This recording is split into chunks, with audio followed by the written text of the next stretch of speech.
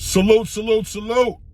It's your boy Rain. It's that ATP Combat Media Show. Shout out to all my subscribers. If this is the first time that you peeping this content, hit that subscribe button, man. Hit your bell icon so you're getting alerts when all this content is dropping. Anthony Joshua, Francis Ngannou, Knockout Chaos has just wrapped up. And all I could say is, woo, there's levels to this shit. There's levels to it. That's all that there is. You know, I myself will let you guys know I was definitely a fan of Francis Ngannou. I'm still a fan of Francis Ngannou. He did some remarkable things, being able to make it to, to where he was at tonight. When you think about his journey to get here, you got to give that man his credit. And with a grit and a spirit to win and defy all odds like he brought to the table, of course he had a chance to win tonight. But what happened tonight is what was supposed to happen, which is boxing would win, right? Experience wins. Dedication to your craft, commitment to your craft won tonight. Anthony Joshua was able to make short work of Francis Ngannou tonight, putting him out completely, slept him in the second round, putting him down twice before that happened. One time in the second round before that knockout, which was twice in the second round, right? And one time in the first round. And how was he able to do it? The basics, the fundamentals. Mixed martial arts hurt Francis Ngannou tonight. He kept his hands wide. He was eating up on the feints. The feints he was eating up because why? Lack of experience, lack of understanding of the dynamics of what was happening in the ring. Him keeping his hands open was very much mixed martial art energy. Why? When you have your hands open like that, you can catch things. You can catch kicks. You can, catch people trying to hook off on you, because in mixed martial arts, they're not really throwing straight shots up the middle like that. He was doing good in the beginning of the first round. He was pumping that jab out there.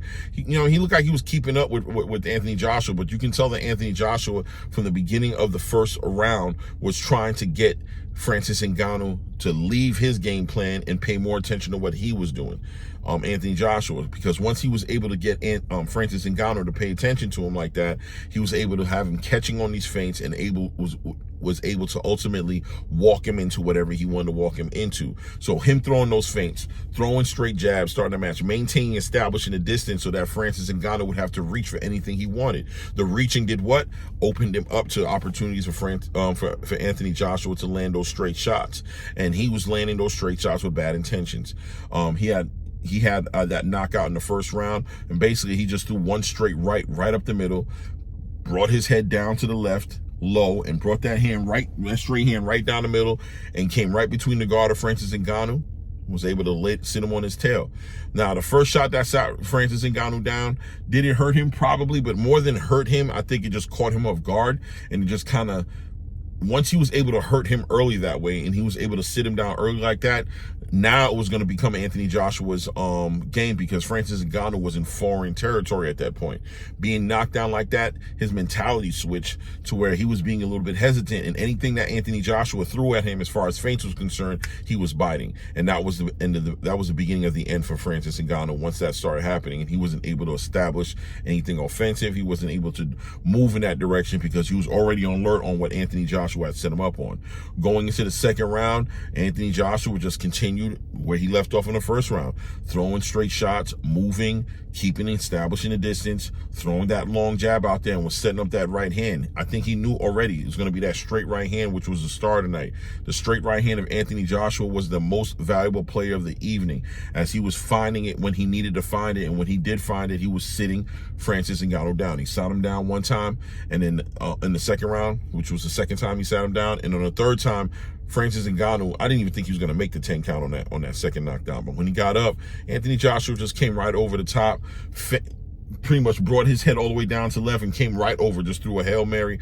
I mean, I don't want to say it like that because a Hail Mary almost sounds lucky, right? But it was an overhand right that just completely Francis Ngannou wasn't ready for, because once again, like I said, he was in foreign territory, being hurt so early. He just wasn't able to keep up. He was out of his element. He was a fish out of water, and he got knocked clean out, folded himself right over on his right leg, straight out. You know what it looked like? it looked like the damn promo. If you watch the promo and how they laid each other out at the end of that promo, the animation, except Anthony didn't get, because they both laid each other out. Anthony Joshua didn't get laid out. Francis Ngannou went to sleep just like the promo. That's what it looked like at the end of the day. So look, Francis Ngannou has nothing to be embarrassed of. You know what I mean? How many of you guys are ready to do that and step in the ring with the best in the world, one of the best in the world, and try to hold your own? Most of you guys can't even earn that right. So the fact that he even made it to this level in his life, when you look at his journey on what it took for him to get here, is applaud. You have to shout him out and give him his roses. You know, you got to give him his flowers for attempting to be great, for daring to be great. But when you dare to be great and you take these chances, you know, big rewards, but the risk match the rewards.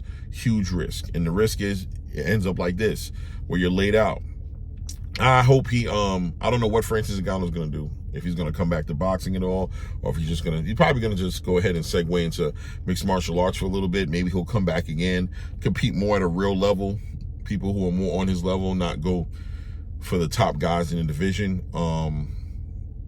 Yeah, I see no problem with him doing that. I think Francis Ngannou does have talent. I think that, you know, he, like I said, making it this far in a sport like this, especially being able to come up in this sport and compete at the level he competed at, that's something to be celebrated. And you know, he just has to, Anthony Joshua just basically let him know, like, you're not going to get it easy. You're not just going to walk in here and just become the best in the world like that. You got to take the steps like I did. You know what I mean? All of the amateur fights that Anthony Joshua did, all the pointless fights that he did in boxing, and people looked at it like, that guy. All of those things built him to who he is. And switching it over now, after we've given out flowers of Francis Ngannou, to congratulate Anthony Joshua. He looked great. He was in rare form. This is probably one of the best Anthony Joshuas we've seen in a long time. He came in shape. He looks like his conditioning wasn't even tested, because he was able to do what he wanted and get him out of there in 2 rounds. But his patience, that jab was straight, that straight right was straight. You know, he really just did a good job setting Francis Ngannou up from the beginning of this fight. He didn't waste any time. You know, Anthony Joshua used to be the kind of guy who would test the waters and really just take like 3 or 4 rounds to process what was going on before he even attempted to move in an offensive way. People were criticizing him that when he fought Robert Helenius, right? They were saying, like, man, he's taking forever to get to it. Go ahead and move forward. Even though he stopped Robert Helenius in that match, he caught some flack for people thought that there was an opportunity for him to do something way earlier, that Robert Helenius was on his level. Well, when he went in his next match with Otto Wallen, he kind of attacked a little bit more, was able to end Otto Wallen. He was more assertive in the way he was approaching the match. But in this fight right here, he had no problem. He stepped right to his business. He was setting him up to stop him very early. You saw what the game plan was. You saw what he was doing. Even in the locker room when he was hitting the mitts, you saw what he was getting ready to do. He was literally practicing that right hand. He was practicing that right hand because they knew that that Francis Ngannou kept his hands a little too wide at times, and they knew that as soon as they were able to get him to bite on feints, they're going to be able to walk him to something nasty. And that's what happened at the end of the day. Francis Ngannou came into the match very confident. You know what I mean? I don't know if he shouldn't have walked in there confident. You know, I don't know what kind of result are you going to get if you're not confident about who you are. But at the same time,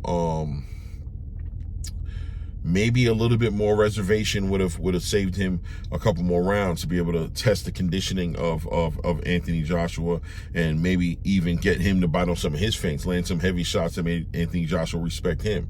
But that's how boxing is, right? You don't play boxing. You definitely don't play boxing for a reason, you know. But yeah, that's what it was, you know. Joseph Parker and Zhilei Zhang was a decent little fight. It was pretty boring, to be honest with you, but Joseph Parker was able to walk away with a split decision. And I think even though Zhilei Zhang sat him down 2 times, Joseph Parker was in control of that match for the most part. So I have no problem with that match. Turns out, I guess there was a rematch clause in the contract between Joseph Parker and Zhilei Zhang, so I guess they will be fighting again. Zhilei Zhang will get an opportunity to avenge his loss. And, you know, probably will walk into that match the favorite as well. I would say this, though, Zhilei Zhang needs to let his hands go more. And if it looks like the reason he wasn't letting his hands go in that match was because of his conditioning. Walking in that ring at 291 pounds, you know what I mean? That's a lot of weight to be moving around. And Joseph Parker making you move like that, you're going to get drained out.